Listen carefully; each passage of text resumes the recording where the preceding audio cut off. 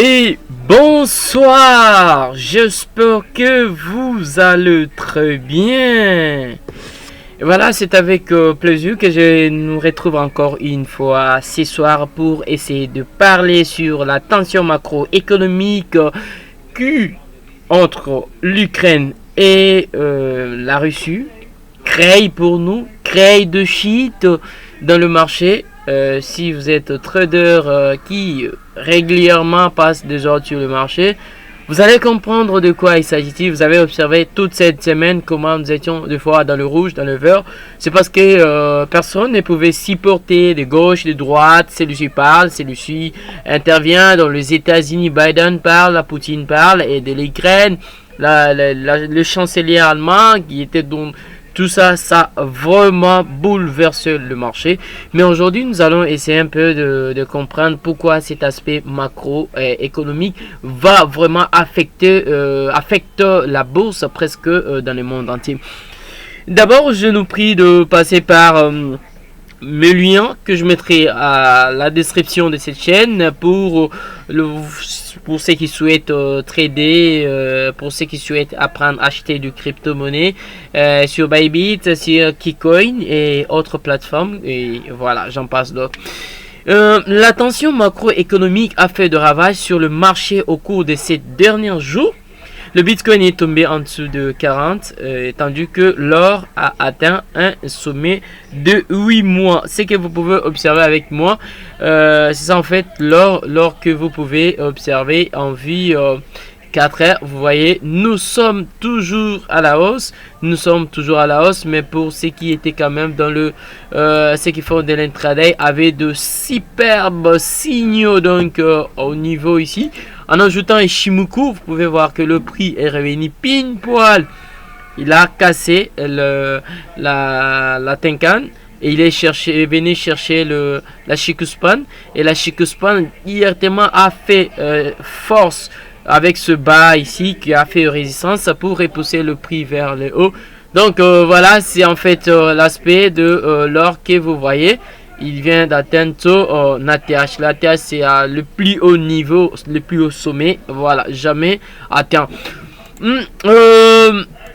Je reviens sur Crypto Potato. Comme vous l'avez compris, la semaine dernière n'a pas été aussi favorable pour le marché de crypto-monnaie, dont la capitalisation est descendue en dessous de 2 milliards de dollars. Cela est probablement lié aux tensions, donc comme je l'ai dit, macroéconomiques mondiales entre l'Ukraine et la Russie. Mais commençons par le Bitcoin. La principale crypto-monnaie est tombée en dessous de 40 000 dollars aujourd'hui. Pour la première fois, c'était le 18. Depuis le 4 février, au moment de creux ces lignes, BTC a réussi à récupérer au-dessus de 10 niveaux convoités, mais la volatilité est considérablement dans l'ensemble. La semaine n'a pas été bonne pour la crypto-monnaie qui a enregistré une baisse d'environ 8,7% au cours de ce dernier jour. Je pense que si je continue la lecture, cela aussi va vous être très embêtant, mais vous pouvez comprendre en grosso modo que cela c'est donc c'est là ce que nous avons observé dans les 7 derniers jours. Cela s'est produit car il n'a pas réussi à surmonter la résistance. On avait une résistance qui était à 44, 45, 46 malgré plusieurs tentatives et même une consolidation autour de ces niveaux pendant un moment. Je pense que tout ce que je dis, je vais rentrer avec vous pour vous montrer dans le graphique. Il s'agit de quoi en fait. Voilà, je mets stop. Voilà le dernier sommet de l'or qui est là, qui s'élève à 1902 dollars. Donc depuis après quoi ici le premier sommet, le premier ATH et son deuxième ATH qui vient de toucher pile poil là dans le 1902 dollars. Toujours avec Crypto Potato dit analyse de prix de la BTC, le Bitcoin descend en dessous de 40 dans un contexte incertitude plus large sur le marché. Quelle est la prochaine étape? La prochaine étape, c'est soit se dire si on n'arrive pas à détecter le figure de retournement, c'est qu'il y aura possibilité que le marché puisse s'effondrer parce que vu que Poutine, bon, excusez-moi, vu que le président russe avait dit que le gouvernement derrière le banque donneront quand même le détail à ce qui concerne l'adoption en masse de crypto, de Bitcoin en soi et des autres cryptos qui peuvent venir succomber le Bitcoin. Là, c'est la partie analyse technique avec Monsieur Idriss. Il dit pour ceux qui sont du long terme, vous pouvez regarder avec vous sur le graphique qui parle. La moyenne mobile 50 périodes qui faisait, lorsque j'avais parlé d'une autre vidéo, qui faisait référence d'un niveau de support important qui a été cassé. Là, on redescend sur le niveau 39 et le niveau 40. Comme je l'avais expliqué dans une précédente, je ne vais pas cliquer sur la vidéo pour que cela nous prenne plus le temps. Vous l'avez compris avec moi. Pour ceux qui sont du long terme, il serait mieux d'envisager que le prix revient chercher le niveau 40 comme on a cherché aujourd'hui, 40, 39 comme on a cherché, et de pouvoir voir comment est-ce que le prix va clôturer à 23h. Moi c'est JMT plus combien, je ne sais pas chez vous, JMT c'est plus combien, je ne sais pas trop. Et voilà, attendre que peut-être qu'on clôture la journée et de voir l'aspect d'une nouvelle journée qui sera un dimanche. D'ailleurs je vous souhaite en avance un bon dimanche, j'espère que vous allez bien vous réveiller là-dessus. Pour ceux qui sont partants du court terme, vous pouvez voir avec le graphique avec moi.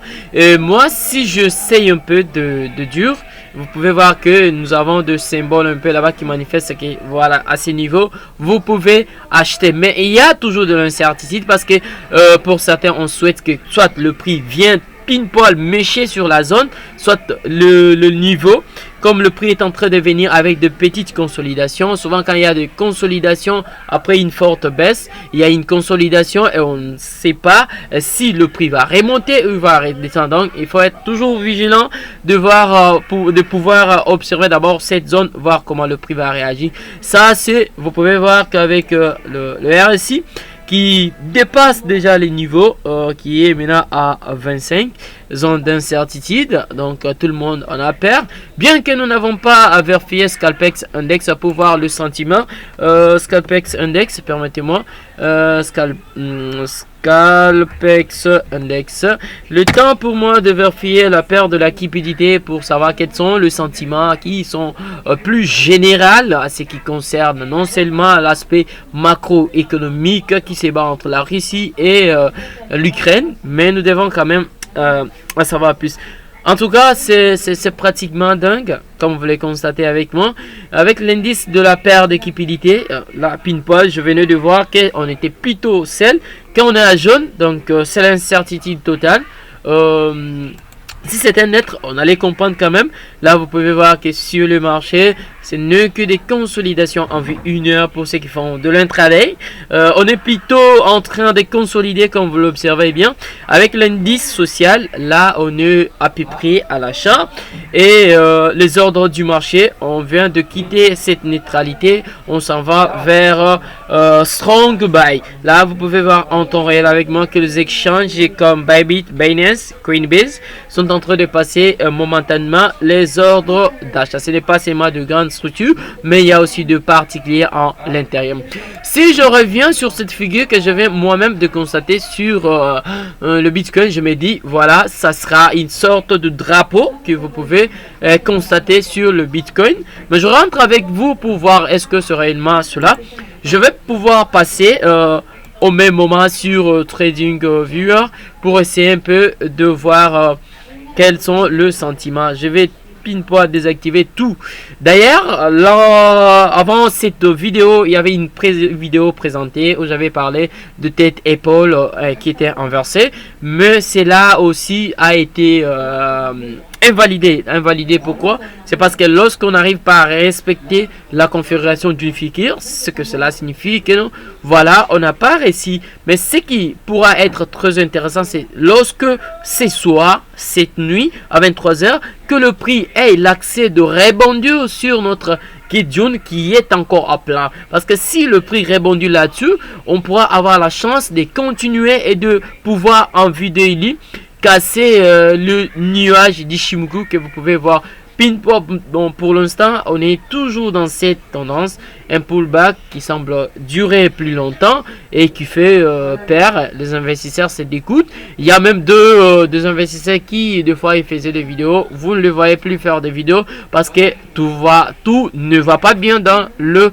marché. Je pense que cet aspect était plus complexe par rapport à l'aspect qu'on avait présenté lors de mes anciennes vidéos. Je crois j'avais parlé, on avait détecté en remettant le figure, on avait détecté cette figure de tête épaule inversée qui a été invalidée, mais en sorte nous avons encore une sorte là en vue daily, une sorte là d'un drapeau qui se forme. Alors donc si on n'arrive pas cette nuit, si on rebondit sur ces niveaux, la zone, déjà on a déjà rebondi sur 39, on s'en va déjà vers le 40.